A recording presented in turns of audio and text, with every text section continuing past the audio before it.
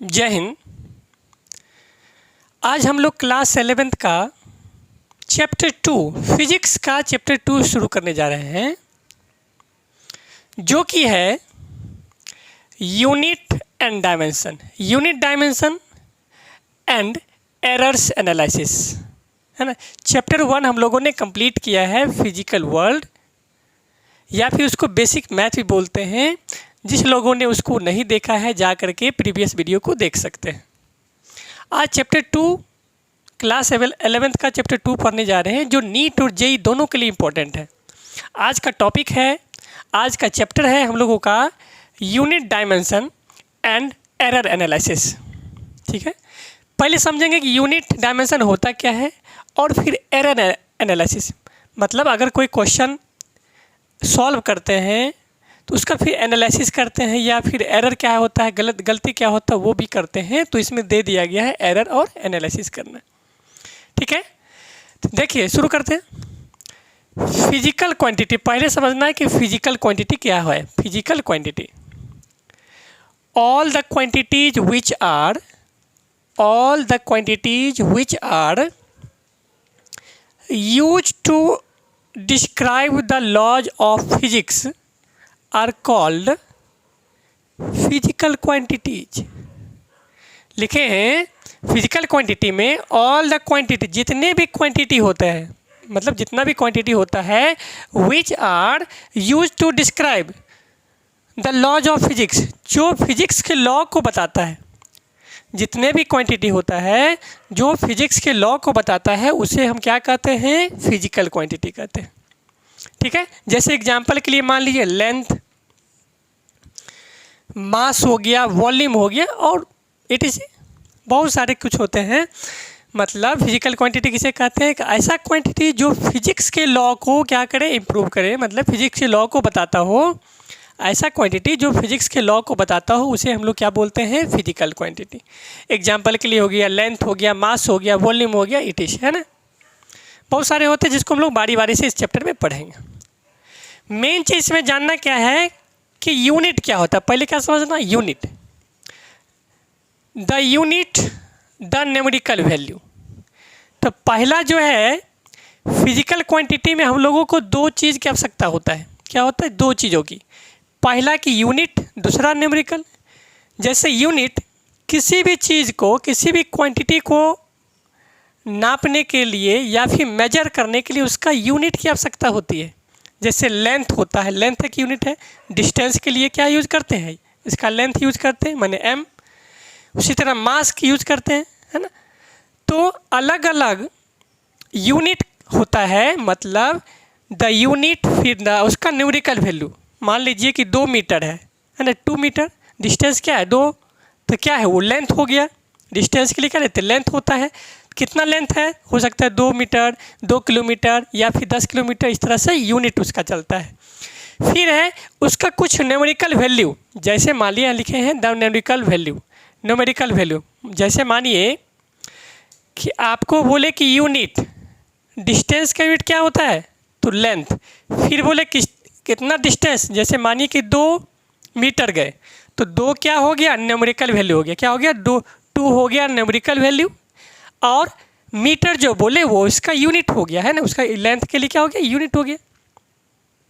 फिर से देखिए, यूनिट के लिए क्या करते हैं, यूनिट के लिए जैसे डिस्टेंस के लिए क्या यूनिट की यूज करते हैं, तो लेंथ यूज करते हैं। फिर उसका अगर न्यूमेरिकल वैल्यू अगर देखा जाए, जैसे मानिए कि 2 मीटर गए, तो 2 हो गया न्यूमेरिकल वैल्यू, और मीटर हो गया उसका यूनिट। ठीक है, फिर है the number of times that unit is contain in the given quantity. जैसे मानिए कि जितना जो आपका क्वांटिटी है कितना है, इसके लिए हम लोग क्या करते हैं, नंबर और यूनिट यूज करते हैं। क्या करते हैं, नंबर एंड यूनिट। जैसे मानिए मीटर होता है, मीटर इधर लिखते हैं ना 2 मीटर।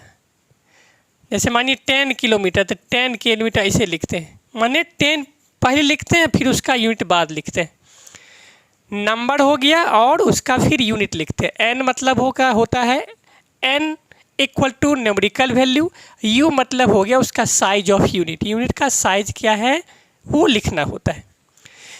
जैसे मानिए n डायरेक्टली प्रोपोर्शनल 1/u लिखे हैं, क्या होगा, n मतलब हो गया न्यूमेरिकल वैल्यू, डायरेक्टली प्रोपोर्शनल होगा 1/यूनिट का। अगर इसको देखा जाए तो होगा NU numerical value into unit बराबर ये कांस्टेंट हो गया। क्या हो गया, कांस्टेंट हो गया। इसको अगर जब हम लोगों क्वेश्चन सॉल्व करेंगे तो उसमें और आसानी से देखेंगे। इसमें एक्चुअली होता क्या कि कंपैरिजन करना। जैसे मानिए कि आपने 10